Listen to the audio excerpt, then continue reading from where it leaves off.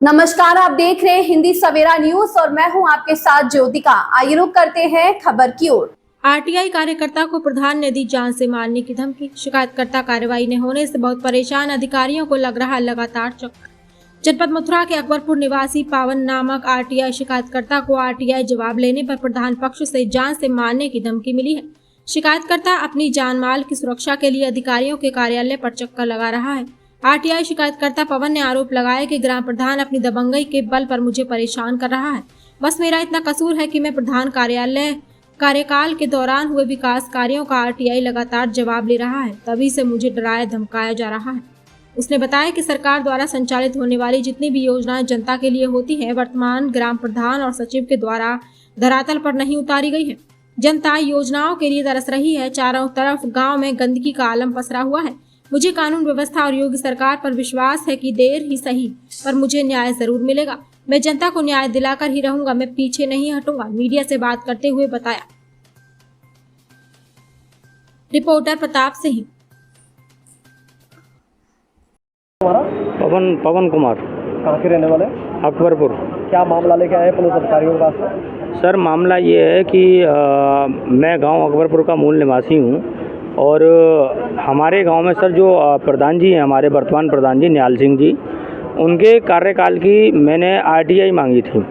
तो उनके कार्यकाल की जो आरटीआई मैंने मांगा था, उस आरटीआई को जब से मैंने मांगा है तभी से उन लोगों ने मेरे ऊपर प्रेशर बनाना शुरू कर दिया है, मुझे धमकाना शुरू कर दिया है, मुझे गाली गलौज देना शुरू किया है, मेरे परिवार वालों को डराया जा रहा है, मेरे पिताजी को गंदी गंदी गालियाँ दी जा रही हैं और मेरी माताजी को भी डराया गया है कि अगर तूने अपने लड़के को नहीं बोला कि आरटीआई वापस लेगा तो हम उसके हाथ पैर तोड़वा देंगे, उसे मरवा देंगे या हम उसको पुलिस पे उठवा देंगे, हम उसको झूठे मुकदमों में फंसा देंगे। आरटीआई तो कोई भी मांग सकता है, इसमें आपत्ति क्या है? देखिए सर, यही सोच करके मैंने आरटीआर मांगा था, लेकिन आरटीआर को मांगने के बाद में मेरे साथ में ये जो चीज़ें हो रही हैं, आरटीआर मांगना तो मुझे बहुत बड़ा भारी पड़ गया।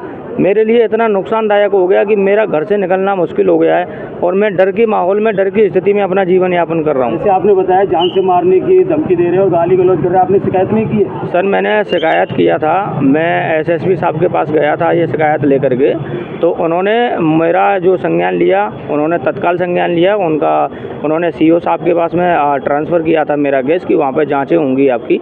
तो अभी मैं सीओ साहब के पास आया था, उन्होंने बयान दर्ज मेरा हुआ है यहाँ पे।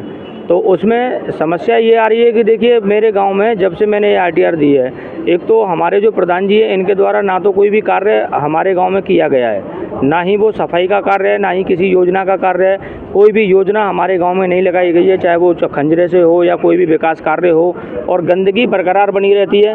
हमने जब भी मैंने कई बार गंदगी को साफ़ करने की कोशिश की है, उसको लेकर भी हमारे प्रधान जी मुझसे नाराज़ रहते हैं और मुझे गंदी गंदी गालियाँ देते हैं। जब भी मैं मिल जाता हूँ कि तुझे साले मैं देख लूँगा, तेरी पैर तोड़ दूँगा, तू लंगड़ा है, ये है, वो है, मैं हैंडीकैप हूँ। विकलांग है, फिर क्या दूसरा पैर भी तोड़ देंगे? हाँ, मेरा दूसरा पैर तोड़ने की भी वो धमकी देते हैं, कहते हैं कि तू साले लंगड़ा है और मैं तेरा दूसरा पैर तोड़ के तेरी पिछवाड़े में घुसा दूंगा, और गंदी गंदी गालियाँ देते हैं। और मुझे कई बार उनके लोगों ने, उनके द्वारा भेजे गए लोगों ने मुझे गिरने की कोशिश की है। बाइक सवार 2 लोगों ने मुझे पकड़ करके एक बार मेरे कपड़े वपड़े भी फाड़ दिए थे, मारा भी था। तो मैं उस समस्या को लेकर के अभी मैं डरा हुआ था। इसी वजह से मैं, प्रधान जी हमारे यहाँ के दबंग हैं, मैं उनकी शिकायत इसीलिए नहीं कर पा रहा था कि कहीं मेरे साथ कोई घटना ना हो जाए। लेकिन जब मुझे ज़्यादा परेशान किया गया तब मैं ये समस्या लेकर के गया और 13 तारीख को उनका मुकेश फौजी नाम के इसी एक व्यक्ति से उनका लफड़ा हो गया था, झगड़ा हो गया था उनकी दुकान पे।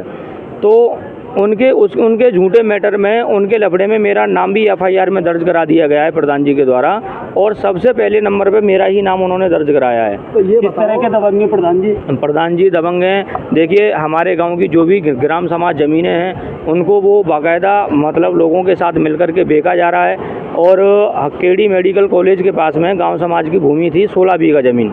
उस 16 बीघा ज़मीन के पीछे राजवीर जी की और शिव सिंह जी की और विष्णु जी की ज़मीन थी, जिसका तो 13 एकड़ वो 13 फुट का रास्ता था ऑलरेडी चौकी के बगल से। लेकिन हमारे प्रधान जी के साथ मिलकर के जिस पार्टी ने वो ज़मीन खरीदी थी, उस पार्टी ने मिलकर के हमारे प्रधान जी को कुछ पैसे दिए। पैसे लेकर के उन्होंने 30 फीट का रास्ता बाकायदा उस पार्टी को मुहैया कराया गांव समाज की ज़मीन से। आपका कहना है कि प्रधान जी ग्राम समाज की जमीन को दबंगों के साथ मिलकर के घोटाला कर रहे हैं। जी बिल्कुल। इसमें प्रधान के साथ में कौन कौन लोग और साथ? इसमें प्रधान जी के साथ में कई लोग शामिल हैं। देखिए, अब सबसे बड़ा कारण क्या है कि वो सबके सब दबंग लोग हैं और मुझे मेरी जान का खतरा है, मुझे मेरे परिवार का खतरा है, मुझे। अच्छा, ये खतरा कैसे? आपने सिर्फ RTI लगाई थी जी, तो ऐसा क्या मांग लिया? उसमें क्या कुछ उजागर होने को है जो प्रधान परेशान है और धमकी दे रहा है? उसमें देखिए सर, इन्होंने जब से कार्यभार संभाला है 30 सितंबर 2021, 30 सितंबर 2021 से लेकर के हमारे गांव में जितनी भी योजनाएं लाई गई, चाहे वो केंद्र सरकार की हो, राज्य सरकार की हो, उन किसी भी योजनाओं को लागू नहीं किया गया है। और हमारे यहाँ के जो सेक्रेटरी साहब हैं, जो सचिव हैं विकास उपाध्याय जी, उनके साथ में मिल करके ये सभी योजनाओं को मतलब हड़प कर चुके हैं और सभी योजनाओं को इन्होंने अपने निजी स्वार्थ में इस्तेमाल किया है। कोई भी विकास का कार्य गांव में नहीं है। गांव की जनता त्राहिमाम चिल्ला रही है। और आप जाकर के, मेरी बातों का आपको यकीन ना हो, मेरी बातों का आप संज्ञान लीजिए, गांव में जाकर के आप किसी से भी बात करिए, गांव की जनता बाकायदा आपको सारी सच्चाई प्रधान जी की बता देगी। और ये भी अभी 13 तारीख को जो मुकेश फौजी का लफड़ा हुआ था, उन्होंने एक गड्ढा खुदवाया था प्रधान जी ने पिछले मानसून में, जो पिछली 1 साल के करीब हो गया उसको। तो उस गड्ढे में आवारा गाय बेचारी जो जाती थी वो गिर जाती थी और औरतें भी गिर गई थी, बच्चे भी गिर गए थे, अभी मुकेश जी भी गिर गए थे उसके अंदर।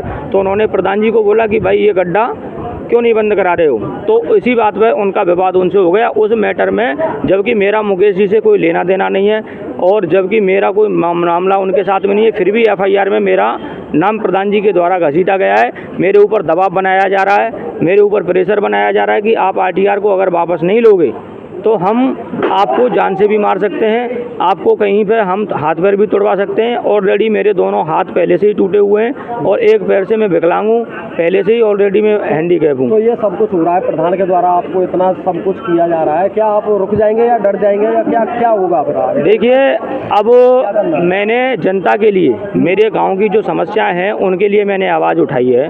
और अगर मैं रुक गया, मैं अगर डर गया तो मेरी जनता जो जिसको लूटा गया है, जिसके साथ फरेब किया गया है, जिसको धोखा दिया गया है, उस जनता को न्याय नहीं मिल पाएगा। अब सबसे बड़ा कारण क्या है कि मेरे साथ तो जो चीज़ें हो रही हैं वो हो रही हैं, लेकिन इन चीज़ों को डर करके, घबरा करके अगर मैं बैठ गया तो मैं जिस जनता को न्याय दिलाने की कोशिश कर रहा था वो न्याय नहीं मिल पाएगा। ये आपके साथ कितने लोग हैं? मैं अकेला हूँ सर, मेरे साथ कोई भी व्यक्ति नहीं है। सरकार पर विश्वास है, आपको न्याय मिलेगा? देखिए, मुझे योगी सरकार पे, अपने यहाँ के कानून व्यवस्था पे पूरा विश्वास है और मैं यकीन रखता हूँ कि मुझे ज़रूर न्याय मिलेगा। देरी सही लेकिन मिलेगा ज़रूर। मैं इतना। इस खबर में बस इतना ही। बने रहिए हिंदी सवेरा न्यूज़ के साथ।